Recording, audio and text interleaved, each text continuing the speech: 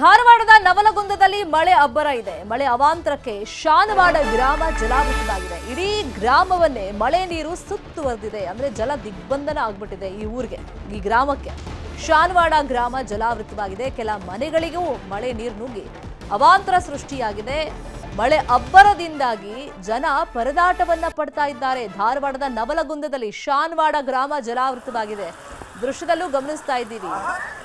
ಇಡೀ ಗ್ರಾಮವನ್ನ ನೀರು ಆವರಿಸ್ಬಿಟ್ಟಿದೆ. ಜಲ ದಿಗ್ಬಂಧನ ಆಗ್ಬಿಟ್ಟಿದೆ. ಮಳೆ ಅಬ್ಬರದಿಂದಾಗಿ ಜನ ಕಂಗಾಲಾಗಿದ್ದಾರೆ, ಪರದಾಟವನ್ನ ಪಡ್ತಾ ಇದ್ದಾರೆ.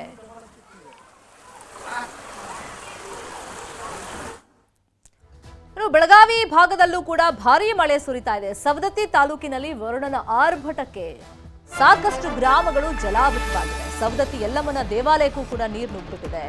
ದೇವಸ್ಥಾನದ ಬಳಿ ಇದ್ದ ಎಣ್ಣೆ ಹೊಂಡ ಜಲಾವೃತವಾಗಿದೆ. ರಭಸದಿಂದ ಹರಿತಾ ಇರುವಂತ ನೀರಲ್ಲಿ ವ್ಯಕ್ತಿ ಸಿಕ್ಕಾಕೊಂಡ್ಬಿದ್ದಾರೆ. ಸವದತ್ತಿಯಲ್ಲಿ ಭಾರೀ ಮಳೆಗೆ ಜನಜೀವನ ಅಸ್ತವ್ಯಸ್ತವಾಗಿದೆ.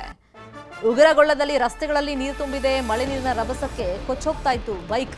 ಸ್ಥಳೀಯರು ಅದನ್ನ ಹಿಡ್ಕೊಂಡಿದ್ದಾರೆ. ಸದ್ಯಕ್ಕೆ ಬಚಾವಾಗಿದ್ದಾರೆ ಅವರು.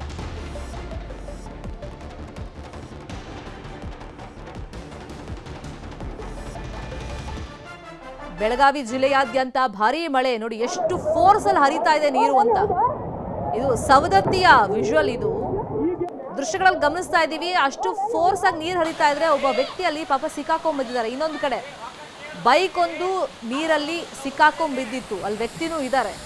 ಅಂದ್ರೆ ನೀರೆಷ್ಟು ಫೋರ್ಸ್ ಅಲ್ಲಿ ಹರಿತಾ ಇದೆ ಅಂದ್ರೆ ಯಾವ್ದು ಕ್ಷಣದಲ್ಲಾದ್ರೂ ಆ ಬೈಕು ಕೊಚ್ಕೊಂಡು ಹೋಗ್ಬೋದು ಅಥವಾ ಅಲ್ಲಿರುವಂತ ವ್ಯಕ್ತಿಗಳು ಕೊಚ್ಕೊಂಡು ಹೋಗ್ಬೋದು. ಅಷ್ಟು ಫೋರ್ಸ್ ಅಲ್ಲಿ ನೀರು ಹರಿತಾ ಇದೆ. ಫಸ್ಟ್ ಒಬ್ರು ವ್ಯಕ್ತಿ ಆ ಬೈಕನ್ನ ಹಿಡ್ಕೊಳ್ಳೋ ಪ್ರಯತ್ನ ಮಾಡಿದ್ದಾರೆ. ಮತ್ತಿಬ್ರು ಬಂದು ಹೆಂಗೋ ಆ ಬೈಕನ್ನ ನೀರಿಂದ ಹೊರಗಡೆ ತಂದಿದ್ದಾರೆ. ಎರಡು ದೃಶ್ಯವನ್ನ ನಿಮ್ಮ ಮುಂದೆ ಇಟ್ಟಿದ್ದೀವಿ. ಇದು ಬೆಳಗಾವಿ ಭಾಗದ್ದು. ಒಂದಂತೂ ನಿಜಕ್ಕೂ ನೋಡ್ತಾ ಇದ್ರೆ ಎಷ್ಟು ಅಪಾಯ ಇದೆ ಅಲ್ಲಿ ಅನ್ನೋದು ಗೊತ್ತಾಗ್ತಾ ಇದೆ. ಹೆದರಿಕೆ ಆಗುತ್ತೆ ನೋಡಿದಾಗ. ಸವದತ್ತಿಯಲ್ಲಿ ಒಬ್ಬ ವ್ಯಕ್ತಿಯಲ್ಲಿ ಸಿಕ್ಕಾಕೊಂಡ್ಬಿದ್ದಾರೆ. ಇನ್ನೊಂದು ಸ್ವಲ್ಪ ಫೋರ್ಸ್ ಆಗಿ ನೀರು ಬಂದ್ಬಿಟ್ರೆ ಅವ್ರು ಕೊಚ್ಕೊಂಡು ಹೋಗುವಂತ ಚಾನ್ಸಸ್ ಇತ್ತಲ್ಲಿ. ಇನ್ನೊಂದು ಕಡೆ ಬೈಕ್ ಒಂದು ನೀರಲ್ಲಿ ಕೊಚ್ಕೊಂಡು ಹೋಗ್ತಾ ಇತ್ತು. ಅದನ್ನ ಸ್ಥಳೀಯರು ಹಿಡಿದು ನೀರಿನ ಹೊರಗಡೆ ತಂದಿದ್ದಾರೆ. ಗದಗ ಜಿಲ್ಲೆಯಲ್ಲೂ ಭಾರೀ ಮಳೆ ಅವಾಂತರವನ್ನ ಸೃಷ್ಟಿ ಮಾಡಿದೆ. ಬೆಣ್ಣೆಹಳ್ಳದ ರಭಸಕ್ಕೆ ರಸ್ತೆನೇ ಕಿತ್ತು ಹೋಗಿದೆ.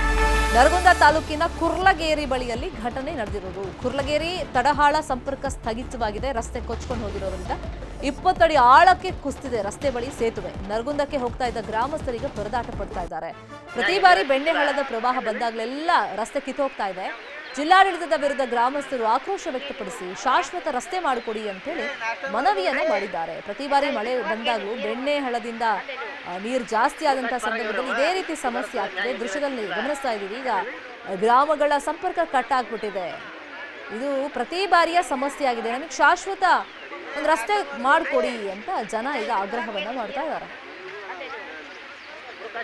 ಗದಗ ಜಿಲ್ಲೆಯಲ್ಲಿ ಮಳೆ ಅಬ್ಬರ ಇದೆ. ಬೆಣ್ಣೆಹಳ್ಳದ ಪ್ರವಾಹಕ್ಕೆ ಗೋವಿನಜೋಳ ಜಲಾವೃತವಾಗಿದೆ. ರೋಣ ತಾಲೂಕಿನ ಯಾವಗಲ್ ಹದ್ಲಿ ಗ್ರಾಮದ ಬೆಳೆಗಳು ನಾಶವಾಗಿದೆ.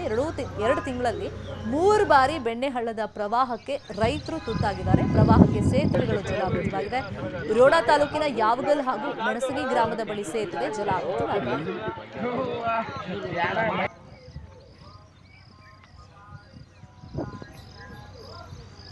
ರೋಣದಲ್ಲಿ ಬೆಳೆಗಳು ಜಲಾವೃತವಾಗಿದೆ. ಇನ್ನೊಂದು ಕಡೆ ಸೇತುವೆ ಜಲಾವೃತ ಆಗಿರೋದ್ರಿಂದ ಗ್ರಾಮಗಳ ಸಂಪರ್ಕ ಕಟ್ಟಾಗಿದೆ. ಮಾರ್ಕ್ ಮಾಡಿ ತೋರಿಸ್ತಾ ಇದೀವಿ. ಅಲ್ಲಿ ರಸ್ತೆ ಕಾಣಿಸ್ತಾ ಇದೆ.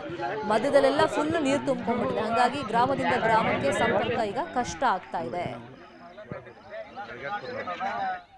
ಇನ್ನು ಕೊಪ್ಪಳ ಭಾಗದಲ್ಲಿ ಮಳೆ ಅಬ್ಬರ ನಿಲ್ತಾ ಇಲ್ಲ. ಹಿರೇಹಳ್ಳ ಡ್ಯಾಂನಿಂದ ನೀರನ್ನ ರಿಲೀಸ್ ಮಾಡಲಾಗಿದೆ. 3 ಗೇಟ್ಗಳ ಮೂಲಕ ನೀರನ್ನ ಬಿಡುಗಡೆ ಮಾಡಲಾಗಿದೆ. ಹಿರೇಹಳ್ಳ ಡ್ಯಾಂನಿಂದ ಹಳ್ಳಕ್ಕೆ ನೀರು ತುಂಬಿ ಹರಿತಾ ಇದೆ. ರೈತರ ಜಮೀನುಗಳಿಗೆ ನೀರು ನುಗ್ಗುವಂತ ಆತಂಕ ಇದೆ.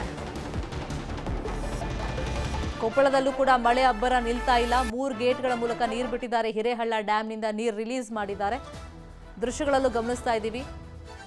ಜಮೀನುಗಳಿಗೆ ಈಗ ನೀರು ನುಗ್ಗುವಂತ ಆತಂಕ ಇದೆ. 3 ಗೇಟ್ ಮುಖಾಂತರ ನೀರನ್ನ ರಿಲೀಸ್ ಮಾಡಲಾಗಿದೆ. ಹಿರೇಹಳ್ಳ ಡ್ಯಾಂನಿಂದ ಹಳ್ಳಕ್ಕೆ ನೀರು ಬಿಟ್ಟಿದ್ದಾರೆ. ಹಾಗಾಗಿ ಸಾಕಷ್ಟು ರೈತರು ತಮ್ಮ ಜಮೀನುಗಳಿಗೆ ಈಗ ನೀರು ನುಗ್ಗುತ್ತೆ ಅನ್ನೋ ಆತಂಕದಲ್ಲಿದ್ದಾರೆ.